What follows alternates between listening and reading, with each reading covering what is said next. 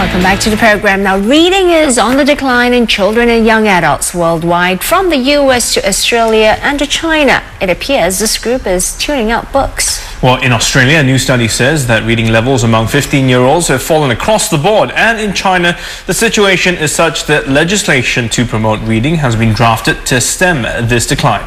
Technology has taken much of the blame for that, but it's been argued that if you love to read, no amount of digital distraction will stop you picking up a good book or reading it on your tablet. Maybe the answer lies in nurturing a love of books then, right from the start. Well, to help us with that this morning, we speak to Dr. Pavonetti, Vice President of the International Board on Books for Young People, and also Ingrid Karlstrom, Children's Librarian. Good morning, ladies. Welcome to the show. Good morning. Thank you. Good morning. So we've just mentioned how overall it seems to be a decline in people wanting to read books. Maybe Linda, will start with you. And those reports mention that technology is partly to blame for that. Do you agree with that? Yes and no. I'll give you both answers. Yes, sometimes it can be a distraction. If parents give children an iPhone to play with and never introduce them to books, yes, it can be a distraction. However, if children have a book first and then get the version of it, or vice versa, it can also support that learning. Yeah. So when we talk about access to books, actually we have no problems because you can access it through tablets, and kids love to pick up that iPad and play with it. But I suppose the question then is, do we get enough good reading materials from it as well? What's your take on it? Yes, I think so.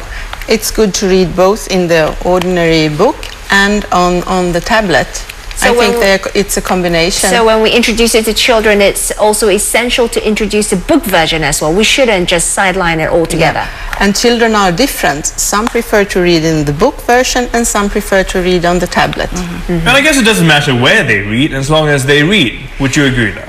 I would, absolutely. It's important for children to see good examples in their lives. Their parents reading, their grandparents reading, their best friends reading. Teachers reading. Yeah. What's the best way to instill the love for reading? Is it really by what you mentioned, by watching and by observing, role modeling? I mean, your parents got, parents, mummies and daddies got to read a book. If you want your kid to read a book. If you don't, they won't. Very, very definitely. When I did some research a few years ago, I interviewed and surveyed 626 teachers. And what they said was that the most important influences in their lives, first of all, was that their teachers shared good books with them. Secondly, that their parents were, and they use the word voracious readers. And then many Asian children, of the people that I interviewed, said it was their friends that really influenced them. So we have all of those different influences, but if they never see anyone reading a book. So is that the missing link then? Because everyone's reporting there's a decline in reading. Is that the missing link? Why the younger generation of today are just not picking up books? I think, just like Linda said, that it's important to be a good model and to show that you like to read and the love of books and reading, because children, they don't always do as they are told, but they do what you show them to do. Right. And I guess one might say maybe it's because the younger generation today have a shorter attention span. Would you agree with that also? I mean, getting into a book is the first, I think, is the obstacle. Once you start reading, it's usually really exciting. But to start in the first place, that I feel might be a bit of a hurdle. So how would you attract, let's say, young children to get them going? Well, like in the library, you should make activities, fun activities to share. Like you do some kind of game or an interactive storytelling, and then in the end you show them that this is connected to a book. Very much so, because what we both do is talk about books with children, young people, all the time. And when we try to get someone reading a book, when I try in my college classes, I read a little bit of the book or tell them a little bit about it, and then they go out and they read it. And I had one student who took it to her dance classes. She was teaching dance, and she'd read a chapter to the high school students in her dance class before they would start practicing.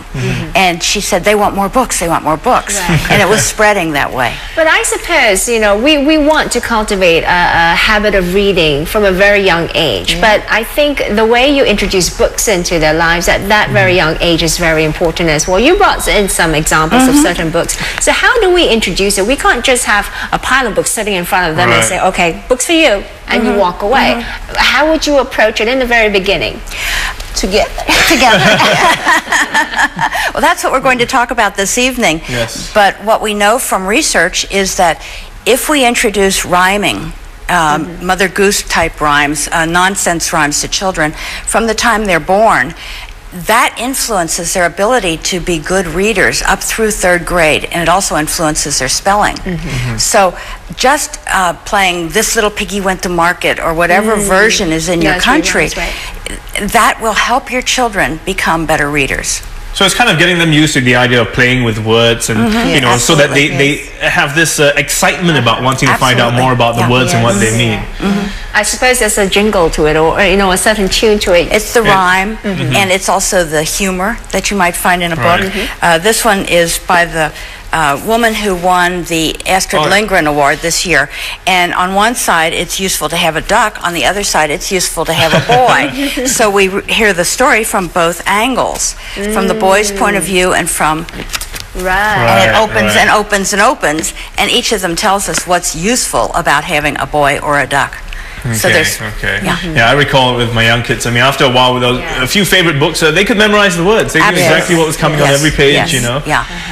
So it sounds like the environment is important, but again, in this day and age, we're so busy rushing about our lives, you don't see people reading too much, and to, you know, have that, you know, as we were saying, to a nice nurturing space where everyone's into books. It's a little bit challenging. It is, but if you're driving, one of my friends used to have a box between her 2 children in the back seat, and it wasn't filled with toys, it was filled with books. And they were toy books that the children could play with, but they also were using books and pretending to read at that stage. Let's just take a moment to go back to the essentials of why reading is so important. I mean, we want kids to pick up books and start reading because we want them to get, you know, get started on reading, but it's important to continue that habit throughout their teenage years as well, because they get something really special out of books, don't they? I mean, the whole point about reading literature, there's been a debate about it. Why do we even read it? But why would you recommend, you know, it being such a crucial factor when it comes to the growing years? You learn more about yourself, you learn more about other people, and also it should be fun.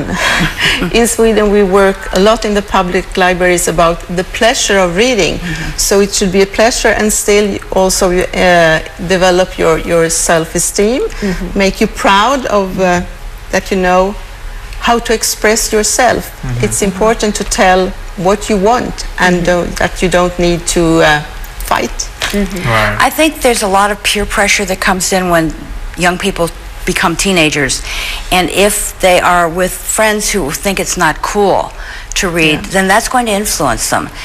Also, there are so many influences coming from outside. I have a job, I have to make money so I can buy CDs, so I can go places. All of those things take away from the time to read, and I think that that's why having a tablet or reading a book on your iPhone can be good, because you can be doing something that not everybody knows that you're reading a book, and you can still be cool. You can still be cool. That's the key word there. But that's the whole point. I think we need to reintroduce reading as a cool factor, you know, versus I want to read, but I'm going to hide from you. I know. And books like Harry Potter and The Hunger Games have done that for reading. They really have brought more and more people into it. Okay. Well, thank you, ladies, for coming in, sharing your insights with us this morning. Dr. Linda Pavonetti, Vice President of the International Board on Books for Young People, and Ingrid Karlstrom, Children's Librarian, and they were speaking to us on how we can encourage, especially our young people, I think, to start reading. That's where it begins. Indeed, so they've worked with children and young adults to inculcate good reading habits. They'll be giving a public talk tonight on how to get kids to read in this busy world. So if you want some tips, you can always check out the details that's out on your screen right now.